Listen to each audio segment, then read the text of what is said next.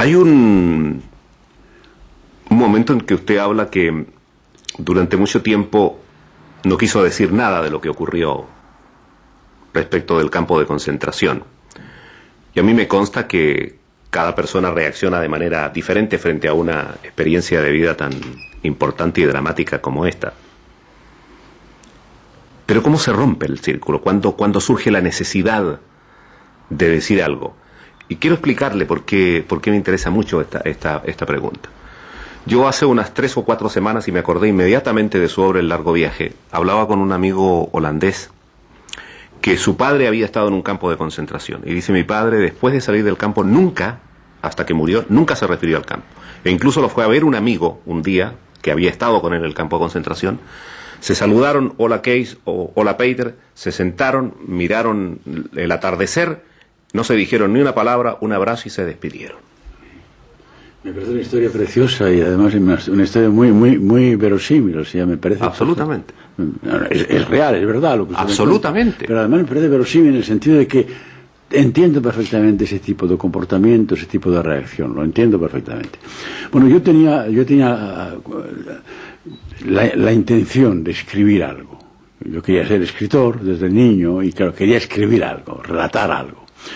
Y otros, en efecto, tiene usted razón, que la experiencia es muy singular, cada experiencia es singular y es diferente de las demás. Primo Levi y Robert Antelme, por ejemplo, dos de los grandes escritores de la deportación, han dicho los dos con frases diferentes, pero con la misma fuerza, que la escritura les devolvió a la vida después de la experiencia de los campos. Primo Levi lo dice textualmente, ¿no? El escribir era volver a la vida. Para mí era todo lo contrario. Para mí, cuando yo intenté escribir al volver del campo de Buchenwald a los 22 años, 45, año 45, 46, cuando yo intenté escribir un relato que no fuera puro testimonio, puro documento, que fuera un poco más elaborado, pero en fin, eso es otro problema. No volvía a la vida, al contrario, permanecía en la memoria de la muerte, totalmente. Porque claro, para recordar todo aquello tenía que revivir todo aquello. Y llegué a la conclusión de que, bueno, hoy han pasado los años y con el sol de Ámsterdam parece un poco difícil, un poco cursi casi decirlo, ¿no? Pero tuve la impresión, o la certeza a veces, de que escribir me conducía al suicidio, ni más ni menos. Que esa experiencia terminaría con el suicidio si continuaba. Entonces decidí, de ahí el título de otro libro muy posterior, ¿no? La escritura o la vida, decidí optar por la vida. Claro, ¿qué mejor terapia para eso que la política? La política, sobre todo cuando se pretende revolucionaria y cuando se pretende que va a cambiar las cosas, la faz del mundo, la política siempre es mañana.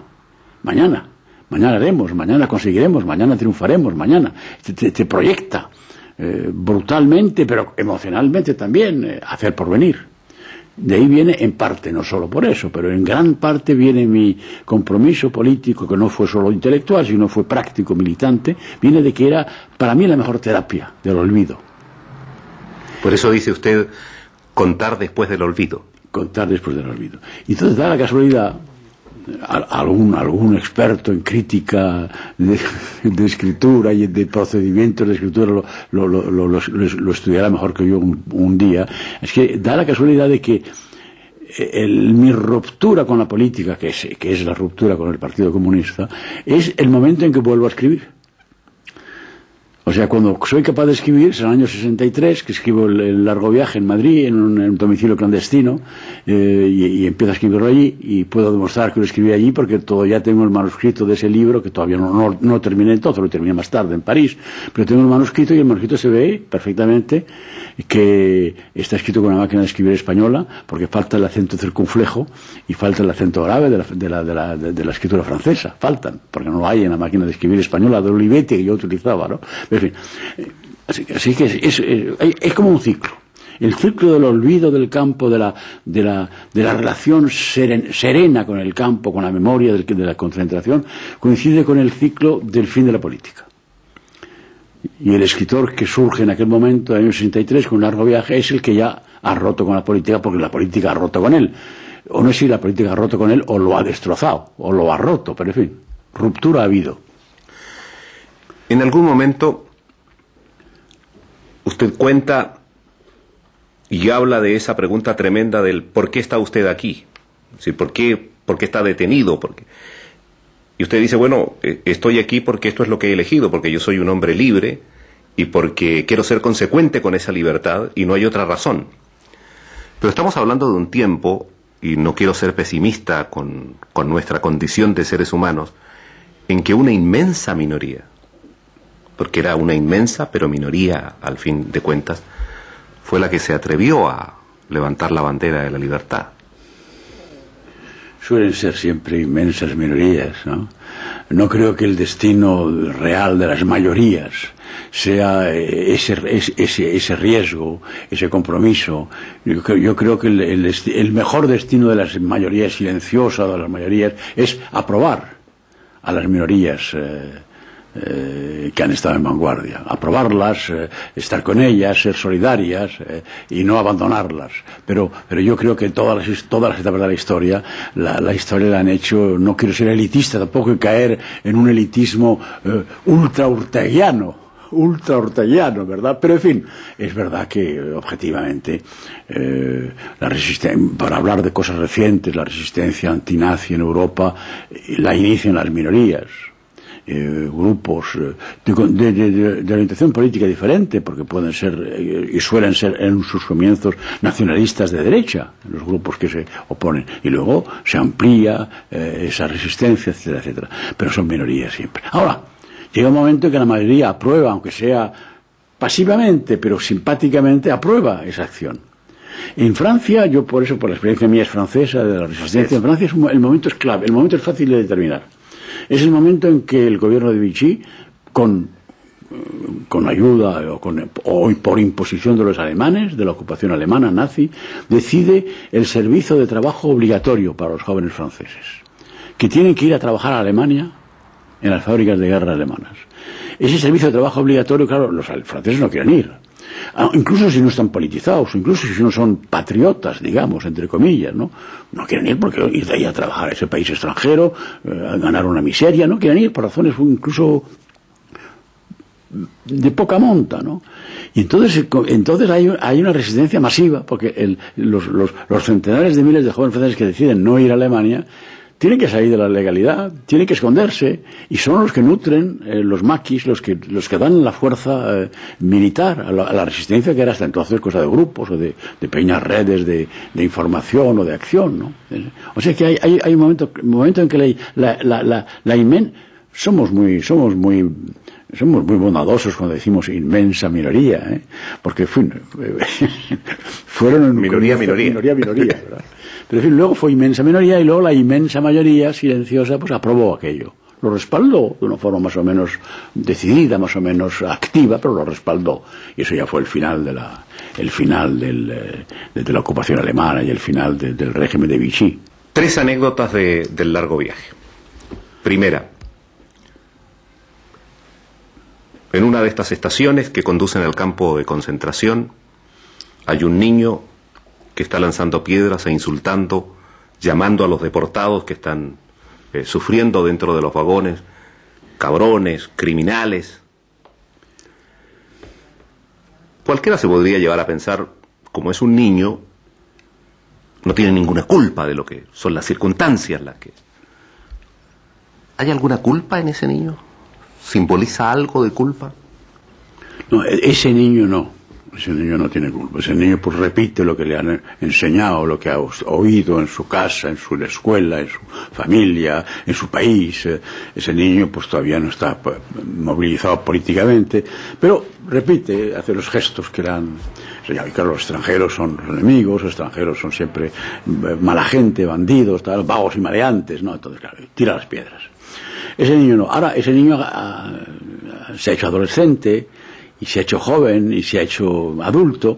Claro, a mí lo que me interesaría saber es qué ha pasado con ese niño luego.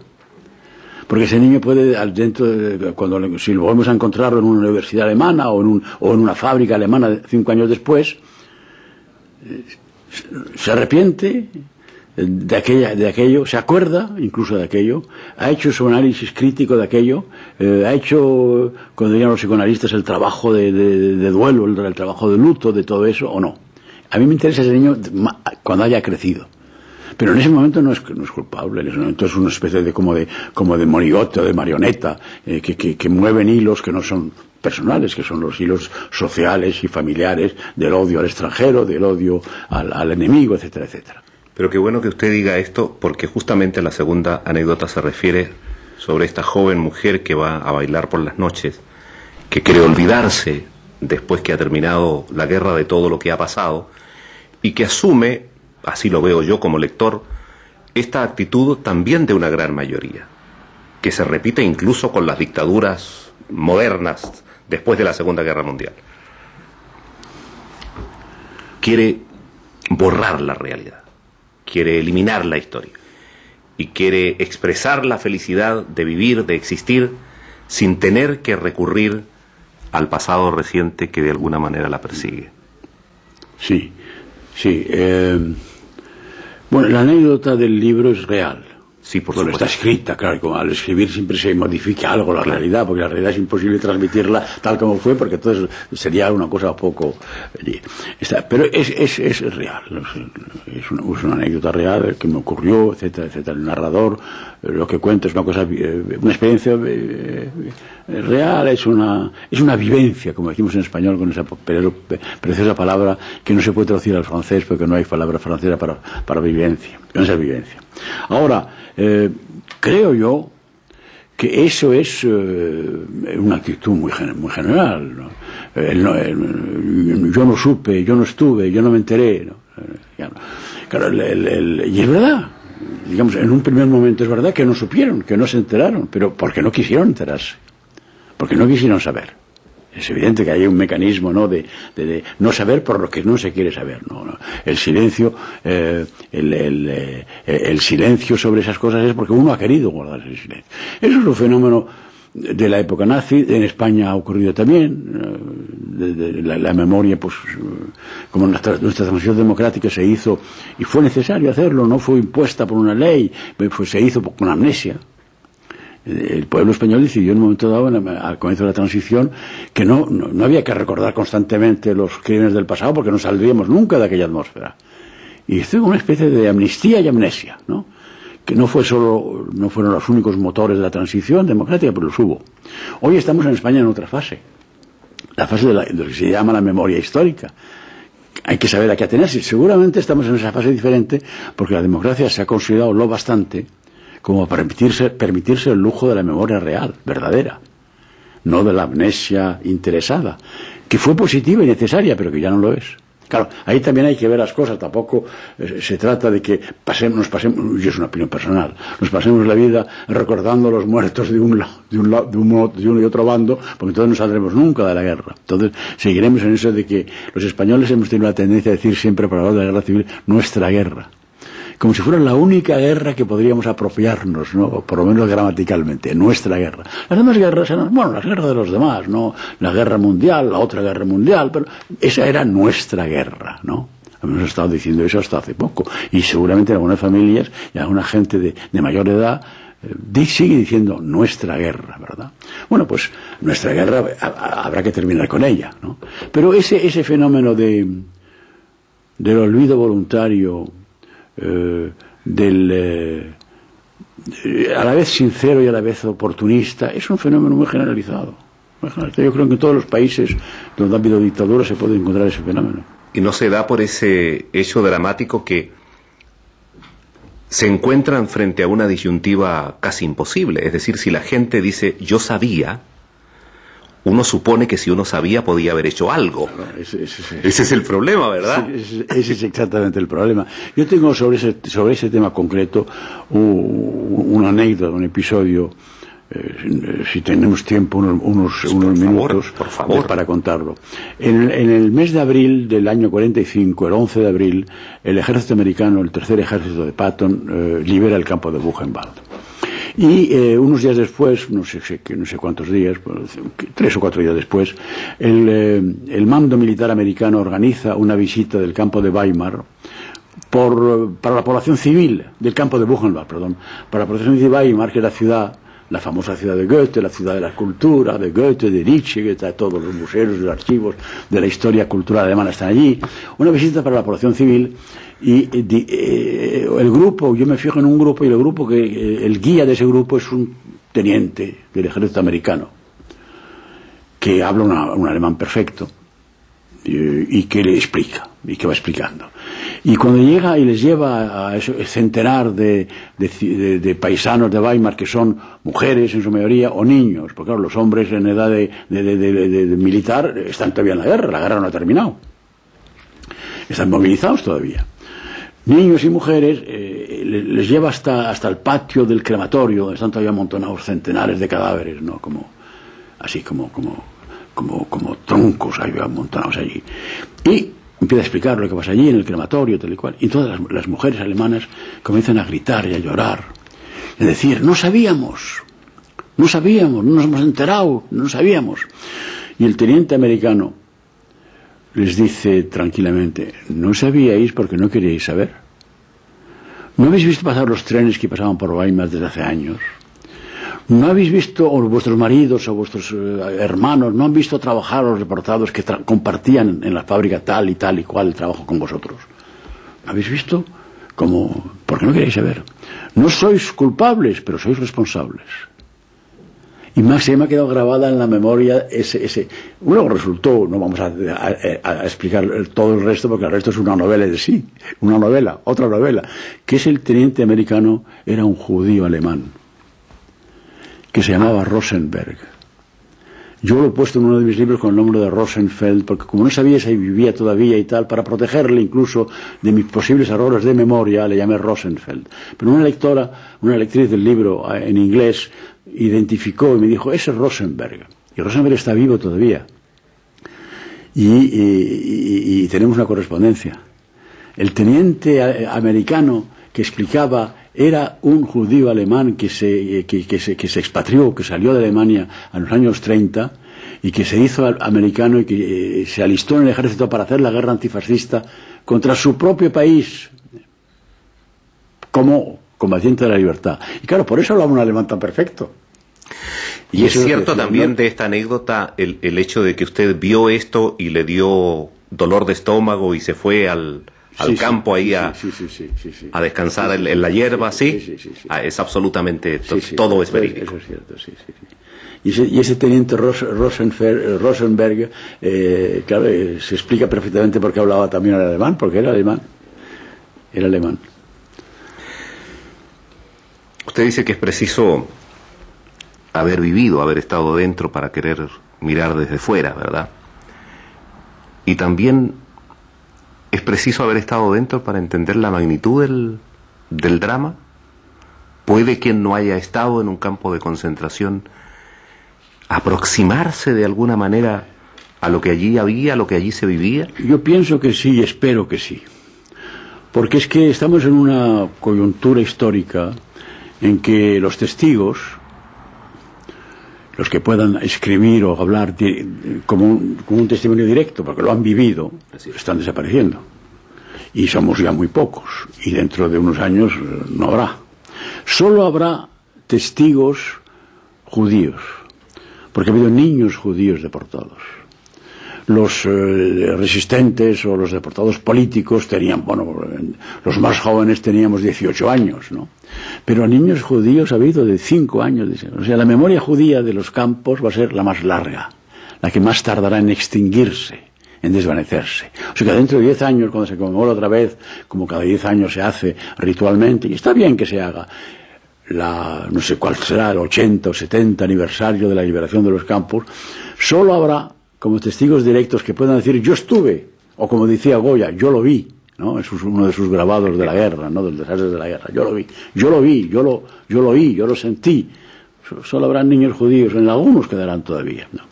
Entonces, esa memoria, ¿quién va a transmitirla?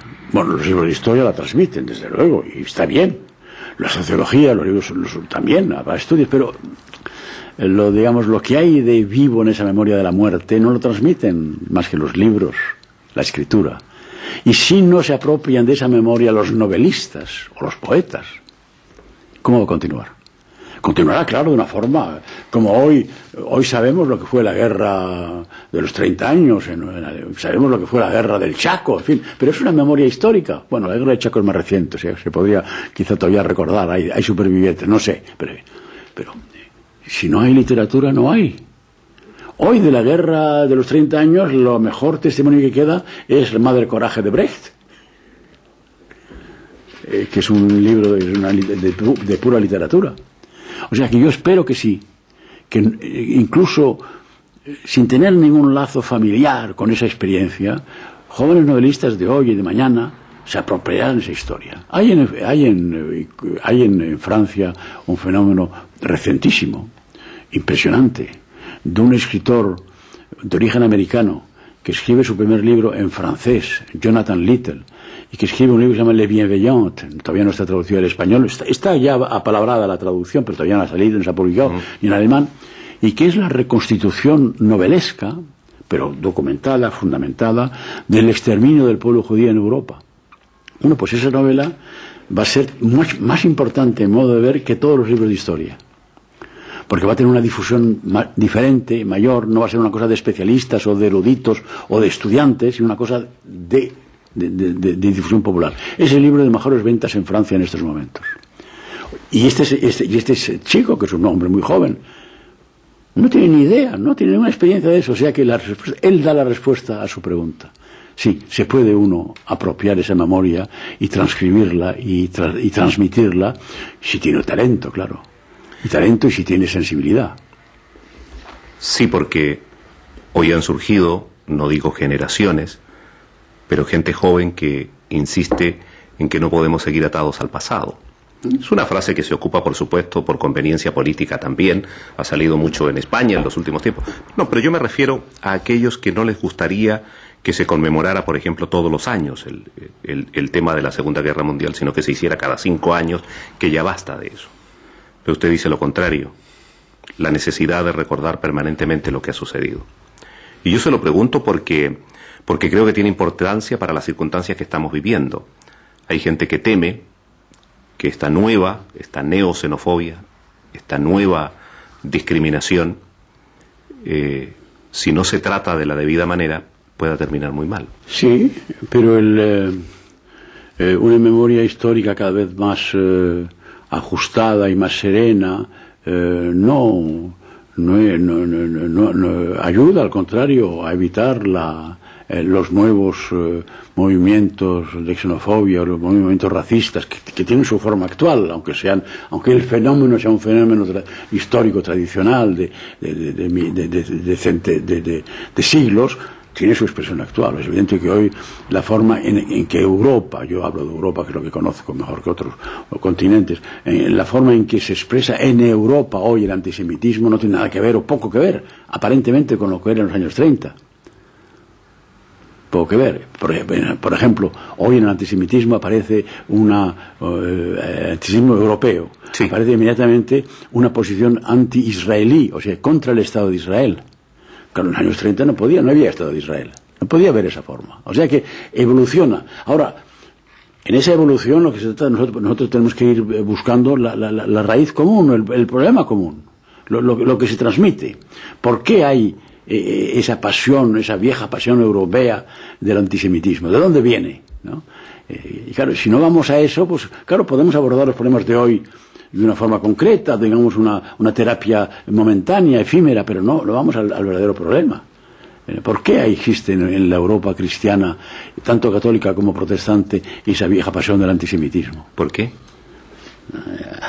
Habrá que preguntarse, habrá que remontar a una discusión que tal vez teológica, o tal vez al hecho del pueblo de Icida. En fin, hay muchas razones, pero hay una razón. Una razón ha habido un caso reciente en Francia de crimen antisemita en que los culpables han dicho, pero que hemos elegido un judío porque los judíos son gente de dinero, entonces estábamos seguros que podíamos obtener con el secuestro obtener dinero, tal y cual. Bueno, la idea y luego esa especie de idea ya elaborada hace siglos, el judío es el hombre de dinero, ¿no? y lo manifiestan unos jóvenes que no tienen nada que ver con ese pasado, que no tienen, o sea que eso sigue existiendo cosas que son una vieja pasión europea, sí. Y igual elijo este tema porque es un tema concreto, pero también podríamos hablar del racismo antimusulmano, del racismo antiárabe, también existe eso en algunos países, muy fuertemente. Vuelvo una vez más al largo viaje. Usted cuenta también la anécdota de esos vagones que llegaban un invierno muy frío y que cuando llegaban a destino había que separar de los bloques de hielo los cadáveres de los que llegaban. Y esto, claro, es una de las tantas muestras de lo que se vivió. ¿Tiene una capacidad inimaginable el ser humano de aguantar ver cosas como esas? Sí, el ser humano tiene una capacidad increíble de resistir y de sobreponerse a cosas que parecen imposibles de sobrevivir, vamos, sí, el ser humano. Esa experiencia, la experiencia de los primeros meses del año 45, cuando los nazis vacían los campos del este de Polonia ante el avance del ejército soviético y que lanzan así a través de Europa o a pie o en vagones descubiertos, de mercancías descubiertos, a centenares y a miles y a decenas de miles de judíos sobrevivientes de los campos de Auschwitz, Birkenau, de ese gran complejo de destrucción del pueblo judío que fueron los campos de Polonia. Y claro, en Buchenwald, donde entre otros campos llegaban algunos de esos supervivientes, es realmente, o sea que había que apartar del montón helado de cadáveres a algún superviviente que pudiera haber, y había pocos, ¿no? Eso. ¿Cómo, en efecto, la pregunta, ¿cómo se sobrepone uno a eso? Claro, también es pensable que el que haya visto eso lo único que busque es el suicidio, la desaparición, la locura, o el suicidio lanzándose contra un centinela alemán para provocar la muerte, ¿no? Es verdad. La capacidad del hombre de resistir, primero de resistir físicamente, cosas que son increíbles pensar cuánto, la resistencia física de un hombre en un campo sometido a una privación de alimentos, a una privación de sueño, a una sobrecarga de trabajo, de tal, es increíble la resistencia. La capacidad de olvido, de reconquistar personalidad, autonomía personal, a pesar de todo eso, sí, es increíble, y es bastante, como diría, alentadora, ¿no? Porque el que es capaz de sobreponerse a eso también es capaz de sacrificio personal, o sea, de entregarse a una causa universal, ¿no? Es la libertad del hombre, también es capaz de eso. 3 cosas finales. 2 sobre Holanda. Usted hace una mención muy simpática en el libro del largo viaje, contando que cuando era niño lo llevaban a cortarse el pelo a una peluquería que quedaba cerca del Bijenkorf, en la ciudad de la Haya. Sí. ¿Guarda recuerdos todavía entonces de este país? Sí, guardo muchos recuerdos, porque esos fueron 2 años, prácticamente 2 años, en que yo estuve en Holanda, porque mi padre era encargado de negocios de la República Española. No era diplomático, mi padre era profesor de Derecho, filosofía del Derecho. Pero en fin, como la República perdió su cuerpo diplomático, que en su inmensa mayoría los diplomáticos de carrera optaron por el bando franquista, insurrecto, la República reconstituyó un cuerpo diplomático con profesionales de jurídicos o profesionales de otro tipo, y mi padre que fue nombrado encargado de negocios en Holanda. Yo entonces estuve 2 años estudiando en un colegio holandés, ¿no? Un gymnasium, como se decía entonces, el Tweede Gymnasium de La Haya, y trabajé, aprendí holandés y tal y cual, ¿no? Y sí, recuerdo muy bien ese periodo, pero muy bien lo recuerdo, porque fue un periodo muy decisivo, fue un periodo, 14-15 años, un periodo decisivo en la vida de un hombre, ¿no? En general, 14-15 años. Además, descubrir muchas cosas, la pintura, por ejemplo, la casa de la legación de España estaba muy cerca del Museo del Mauritshuis, ¿no? Y claro, la pintura del Mauritshuis es una gran pintura, ahí se fortaleció mi amor a la pintura que mi padre me había inculcado, porque hemos vivido toda nuestra infancia a 200 metros del Museo del Prado. Entonces, claro, entre el Prado y el Mauritshuis había imágenes para alimentar un amor de la pintura. Sí, yo recuerdo muy bien. Lo único que he olvidado es el idioma. Porque el holandés, que lo he hablado corriente, con toda corrección y corriente, sí. porque estudiaba allí, lo he olvidado porque el alemán se ha interpuesto entre el holandés y que no puedo hablar los dos idiomas, me es muy difícil hablar los dos a la vez, entonces hablo alemán y no hablo holandés ya, pero todavía puedo leer los periódicos por lo menos, y no literatura complicada, lo puedo leer todavía en alemán. Y lo segundo de Holanda tiene que ver con su visita. Va a recibir ahora un importante galardón. Es la 4ª vez que se entrega, y justamente por su labor y por su actividad relacionada con la historia y con lo que ha sucedido. ¿Qué significado tiene para usted el estar aquí y recibir este premio? Hombre, es muy... Es emocionante por muchas razones, ¿no? Por razones personales, por la razón objetiva de ser una de las personas elegidas para eso. Yo a veces tengo un poco escrúpulo, porque yo digo, pero no, yo no soy testigo del exterminio de los judíos, porque yo soy un deportado político, y la experiencia de los campos de Buchenwald y otros campos de deportados políticos ha sido horrenda, pero si hacemos ese trabajo un poco absurdo a veces, no, a veces mezquino, de comparar, es menos horrenda que la solución final y que el exterminio de cámara de gas, que es lo que estaba inventado para el pueblo judío. Pero en fin, puedo hablar, me siento con derecho a hablar de eso, porque he visto precisamente a partir de enero del 45 llegar de los campos de Auschwitz y de Birkenau a Buchenwald muchos supervivientes judíos. Allí conocí a Elie Wiesel, por ejemplo, que tenía 14 años, y a Imre Kertész, que hoy es premio Nobel de Literatura, que también tenía 14, 15 años, y a otros, ¿no?, que llegaban evacuados de Auschwitz, muy jóvenes todavía. O sea, sí, es emocionante que sea aquí. O sea, volver al país donde no he estado de paso como turista algunas veces, pero no, el país que es un poco el país, como dicen los alemanes, Bildungsroman, ¿no? Novela de formación, de la época de formación de la adolescencia, es Holanda, ¿no?, en que se descubro yo muchas cosas, no solo la pintura del Mauritshuis y otras muchas cosas que se descubren en general cuando se es adolescente, ¿no? Pues esas cosas, volver a ese país hoy, con este compromiso con la historia y con esta recompensa, que no sé si es merecida, pero que en todo caso es para mí muy positiva, muy emocionante. Sí, me entusiasma volver a Ámsterdam en esta coyuntura, me conviene mucho. Y con esto concluyo. Yo sé parte de la respuesta, pero quisiera escucharla de parte suya. Después de vivir una experiencia de esta naturaleza, mucha gente perdió total confianza en la condición humana. Usted no. Porque esa experiencia, para resumirlo un poco esquemáticamente, es la experiencia de lo que Kant llamó el mal radical. El mal radical, el hombre es capaz de ese mal, de practicarlo, porque es un hombre libre, pero también es capaz de lo contrario.